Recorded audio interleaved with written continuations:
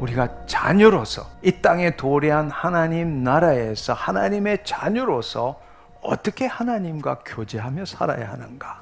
하나님과 교제하는 것은 기도입니다. 기도 없이는 우리는 신앙생활을 할 수 없습니다. 왜냐하면 우리는 이 마귀들이 애워싸고 있는 이 흑암의 권세가 이 세상을 두르고 있는 이곳에서 영적 전투를 벌이고 있기 때문입니다. 우리가 싫든 좋든 알든 모르든 우리가 정말 예수 그리스도를 믿고 구원을 얻었다면 우리는 영적 전쟁 한복판에서 지금 살아가고 있는 것입니다. 마귀는 우는 사자처럼 우리 주위를 돌면서 우리의 틈을 노리고 있는 것이고, 우리는 우리 안에 세상의 빛인 그 예수님께서 우리 안에 오셔서 너희는 세상의 빛이라고 말씀하셔서 우리는 이 세상에 하나님의 거룩한 빛을 발산하고 있는 것이고, 어둠은 우리를 감싸서 우리를 어두운 가운데 몰아넣으려고 하고 있는 것이고, 그 전투를 지금 우리가 벌이고 있는 것입니다. 그 가운데서 필요한 것이 뭐냐? 하나님과의 교제이고 기도입니다. 우리는 현재적 하나님 나라가 도래했지만 여전히 이 세상은 흑암의 권세 아래에 있는 그곳에서 전투를 벌이는 가운데서 하나님과 교통하고 있다는 사실입니다. 여러분의 생각을 2차 대전으로 한번 바꿔보십시오. 전투가 일어나는 곳을 한번 생각해 보십시오. 여기에 아군이 있고 저 밖에 적군이 있습니다. 적군의 숫자가 엄청나게 많습니다. 그들이 막 몰려오고 있습니다. 그럴 때 우리 진영의 통신병이 지금 그 본부에다가 전화를 합니다. 통화를 합니다. 무전기를 칩니다. 큰일 났다. 지금 이 앞에 엄청난 적군이 오고 있다. 빨리 비행기를 보내서 폭격을 해달라. 이렇게 아마 통신을 하게 될 겁니다. 그럴 때 여러분, 통신하는 걸 한번 생각해 보십시오.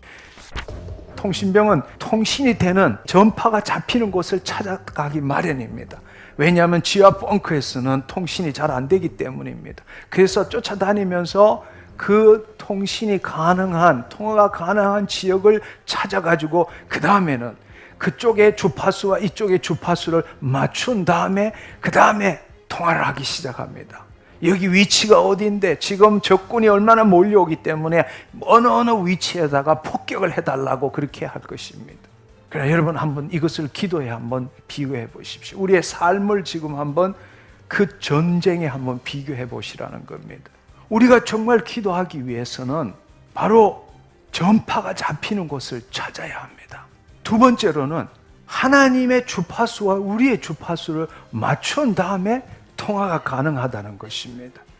그런데 우리는 그것을 생각하지 않고 자신의 필요, 자신의 결핍만을 생각하고 지금 자신이 있는 위치가 어딘지도 확인하지 않고 하나님과 나의 주파수가 일치되는지 안 일치되는지도 알지 못한 채로 자기의 마음에 있는 그 급한 것, 그 결핍한 것, 그 욕구, 그 고통을 하나님 앞에 막 쏟아내는 것입니다. 도와주시옵소서. 주님, 내가 죽게 되었습니다.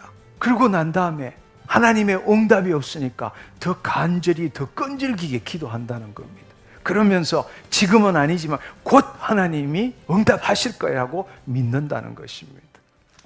여러분, 기도 자체가 잘못된 것이 아니라 기도 전에 우리가 해야 될 일이 뭔지를 알아야 한다는 것입니다. 예수님께서는 우리에게 기도에 대해서 가르쳐 주셨습니다.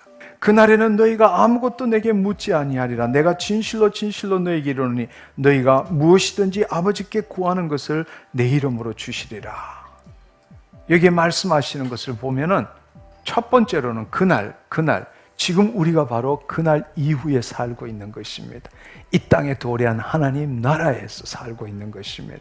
우리는 하나님의 자녀로서 이 흑암의 권세 가운데 있지만 우리는 하나님의 자녀로서 지금 이 흑암의 권세를 물리치기 위해서, 이 흑암의 권세가 나에게 공격하는 것을 반격하기 위해서 지금 기도하고 있다는 것입니다. 그날 이후에는 우리가 무엇으로 기도해야 되느냐? 바로 예수 그리스도 이름으로 기도해야 하고, 누구에게 기도해야 되느냐? 하나님 아버지에게 기도해야 한다라고 말씀하십니다.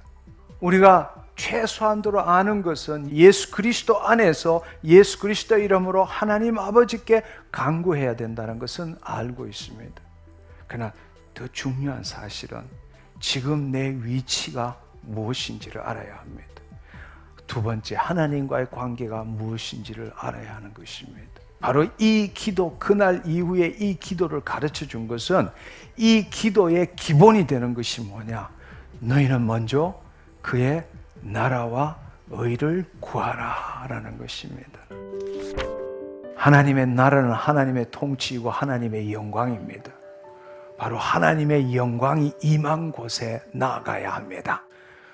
하나님의 영광의 임재 안에 있을 때 하나님의 그 전파가 있는 곳이 된다는 사실입니다. 두 번째로는 그의 의를 구하라. 의롭다. A right relationship with God. 하나님과 온전한 관계.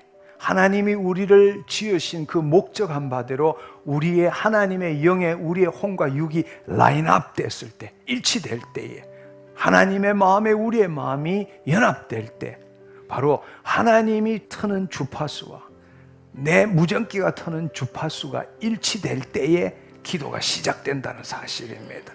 그 다음에 기도가 무슨 기도인지 하나님께서 들으시고 말씀하신다는 것입니다. 근데 너무나 놀라운 사실은, 오늘날 너무나 놀라운 사실은 하나님의 나라와 의를 구하지 않은 채 그 하나님의 영광이 있는 곳에서 하나님과 영적으로 일치되지 않은 채 자신의 생각으로, 자신의 마음으로 지금의 어려움을 토해내고 하나님께 외쳐 부르고 끈질기고 간절하게 기도하면 하나님이 들어주신다고 믿고 있는 사람들이 너무나 많다는 이야기예요. 여러분, 다시 한번 기도를 생각해 보십시오.